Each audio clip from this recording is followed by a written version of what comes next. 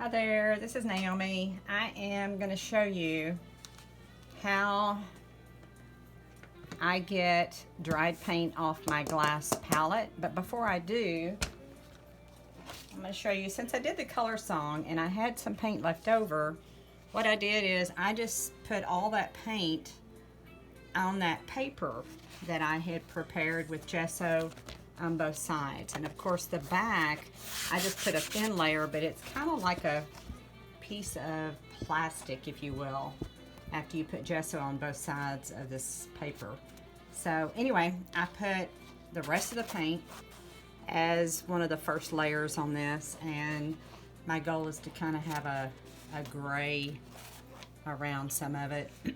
So that's showing you what I did with that leftover paint, so I didn't waste any of it. And then this is what I do, because I've got all of this dried paint on here. So I'm going to spray this down just a little bit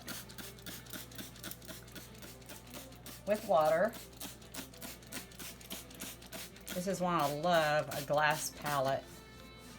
And then I have this handy dandy tool.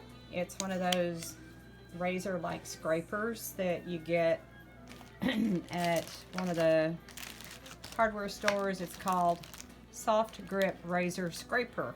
Anyway, it is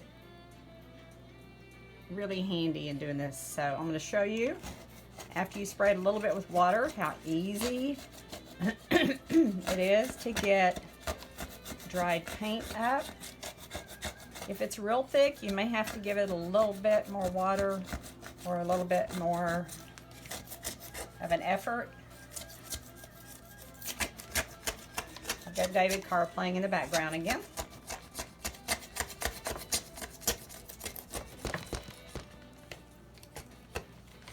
This one's a little thicker.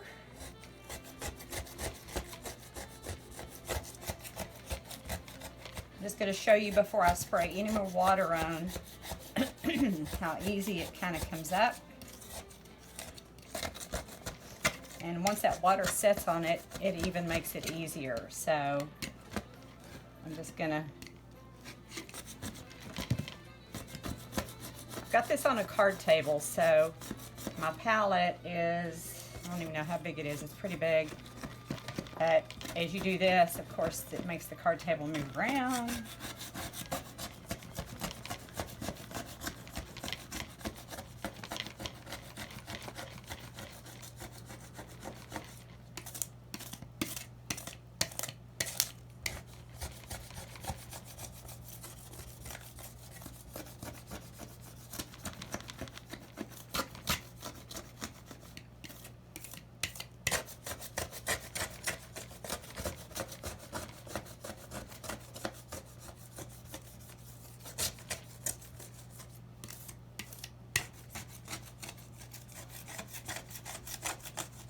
You can see these that the water has been setting on a little longer are easier to come up.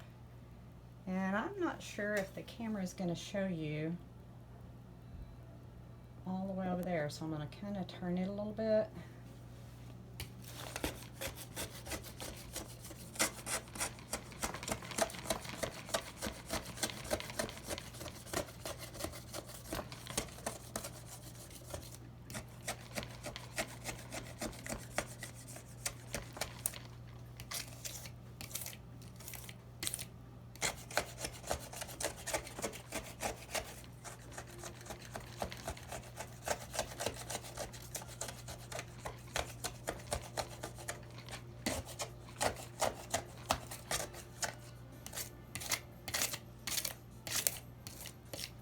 I'm going to spray a little bit more water on that, so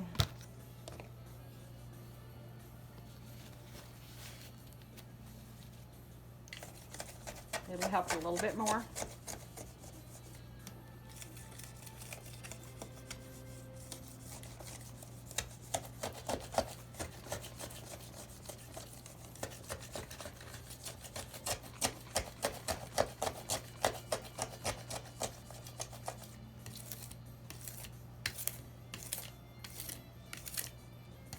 See how easy that was? And then I've got a clean palette again. So I just wanted to show that to you.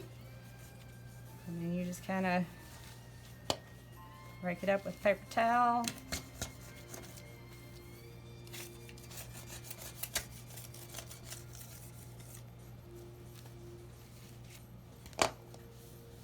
Don't ever scrape that with your fingers, that will cut you.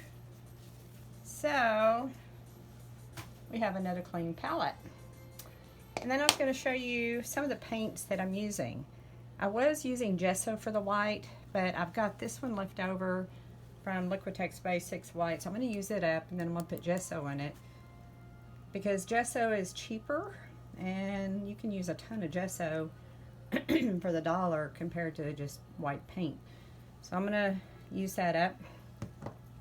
For the color song, I'm using some of the golden fluid acrylics, and I've got a bunch of those here that I'm using different colors. And just showing that to you.